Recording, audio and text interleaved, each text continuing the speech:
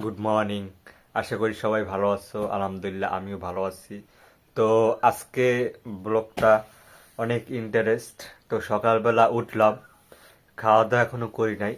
তো আজকে কি খাই, কি দিয়ে ভাত খাই, তো সবাই দেখবা। তো চলো আজকে কি রাঁধছে আর আজকে কি খাবো সেটা নিয়ে একটা টুইটোরিয়াল দেবো। তো সঙ্গেই থাকবো।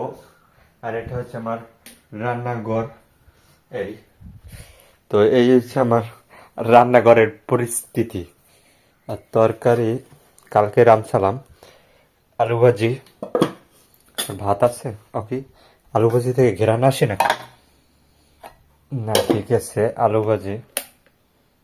ও, তো প্রথমে অন করে দিই, কারণ রান্নাটা বসাই দিই। আর এই হচ্ছে ভাত, ভাত। আর এই হচ্ছে আমার প্লেট, যে প্লেটে করে আমি খাবো। এই সব কিছু এই জায়গায় নিয়ে খেতে হবে, এই হচ্ছে সমস্যা। আর আর এই দেখো কি কি রকমের বস্তা, বস্তাগুলো রাখছে কিভাবে আমার একটু বলো। মানে একটা রাখার যে একটা নিয়ম, রাখার যে একটা নিয়ম আছে। এই যে বস্তাগুলো দেখতে পাচ্ছ না, এই বস্তা, তারপর এই বস্তা, হ্যাঁ, এই বস্তার জন্য তোমার ঘরের ভিতরে মশা, তেলাপোকা, হ্যাঁ, মানে এই রকমের মানে বাসা বাইদা মানে শরীরটা শেষ করে দিতে আছে এই অবস্থা। আমি আছি আর কয়দিন, তো তারপর চলে যাব। তারপর আর থাকবো না। তোমাদের একটা জিনিস দেখাই, আমি বলছি যে তেলাপোকা, তারপর মশাই, দেখো তেলাপোকা, এই দেখছো, এই যে তেলাপোকা, এই যে সমস্যা এদের।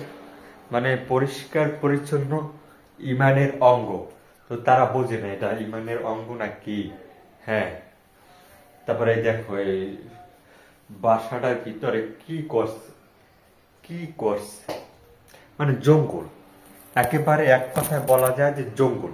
এটা একটা জঙ্গল করে রাখছে, যে কেউ আসতে পারে না, এই সেই ঝামেলা, প্রচুর ঝামেলা, এই অবস্থা। যাই হোক, আজকে আর বেশি কথা বলবো না। এই আমার রুম, আর মশুরি এখন উঠাই নেই, কারণ বাসার ভিতরে তো বললাম যে এত পরিমাণ মশা, যা ধারণা করা যায় না। তো এই 24 ঘন্টায় মশারি থাকে। আর আজকে প্রায়, আজকে 2 তারিখ, আর 4 তারিখ সন্ধ্যাবেলা আমি চলে যাব এখান থেকে, এই অবস্থা। আর এই এই হচ্ছে আমার আয়না। ক্যামেরা দেখা যায় নাকি? ও, দেখা যায়। যাই হোক, আর এই ওই হচ্ছে বাড়িওয়ালা, বাড়িওয়ালা গাড়ি। যাই হোক, মানুষ এত খারাপ থাকে আমি জানতাম না। কারণ আমি একজনের কাছে টাকা চাইছিলাম, তো সে বলছে যে টাকা দিব। মানে কথা দিয়ে যদি কথা না রাখে, তাকে আর বিশ্বাস কেন, বিশ্বাসের উপরও করা যায় না। যাই হোক, ওটা বাদ দা। সো আজকে তোমাদের এই মেশিন গুলোকে পরিচয় করাই দেবো, যে এটার একটা কি কাজ। তা তোমরা তো দেখতেছো, প্রতিটা ভিডিওতে তো দেখতেছো যে মেশিন গুলা দেখা যায়, কিন্তু এটা কি কাজ, আসলে এটা কাজটা কি, তো সেটাই আজকে দেখাবো। জ্যাকার মেশিন, এটা হচ্ছে ম্যানুয়াল জ্যাকার, মানে বাংলা। আর অটো তো তোমার মেশিন আছে তোমার চাইনিজ, এটাও চাইনিজ, কিন্তু সেটা কম্পিউটার মাধ্যমে চলে অটো। আর এটা হচ্ছে ম্যানুয়াল, এটা হাতের মাধ্যমে চলে। এই এই এভাবে চালাইতে হয় দিকে দিকে, মানে সম্পূর্ণ এই জায়গায় নিতে হয়। এই এখান থেকে টেবিল নিতে হয়। এই মানে দোনোটা পাটি এক, ঠিক আছে, এটা দিয়ে কাপড় বোনা হয় আর কি। এই মানে দোনোটা পাটি এক। এই এটা একটু মোটা, আর এটার ভিতরে যন্ত্রপাতি এই মেশিনে। আর এইটা, এইটা কি মেশিন? এটা হচ্ছে প্লেন মেশিন। তোমরা গার্মেন্ট সেক্টরে দেখবা, ফ্যাক্টরিতে দেখবা, যে আমাদের যেই প্যান্ট, এই যে প্যান্ট, এই প্যান্টগুলো সেলাই করে এই মেশিন দিয়ে, প্লেন মেশিন। এটার নাম হচ্ছে প্লেন মেশিন।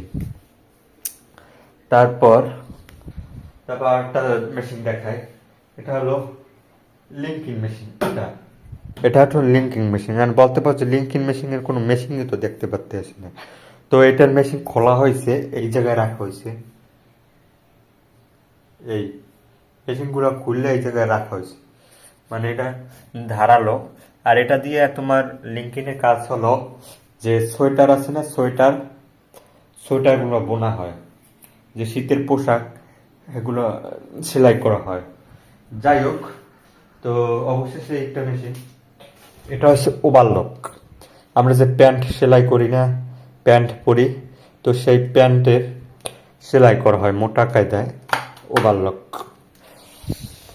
এই হচ্ছে টিউটোরিয়াল। যাই হোক, কথা বলতে বলতে একেবারে আমার খাবার মনে হয় হয়ে গেছে। রান্না বলছিলাম, হ্যাঁ হয়ে গেছে। যাই হোক, এখন আমি খাবো। এত পরিমাণে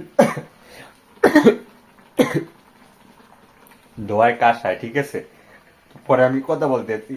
খাবার রেডি, এই দেখো খাবার রেডি।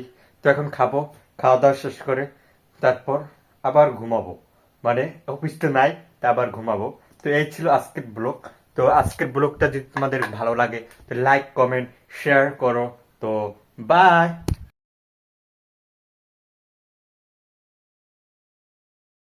তো এই গাইস, ওভারলক মেশিন না না, ওভারলক না, প্লেট মেশিন। এই গাইস, ওভারলক মেশিন।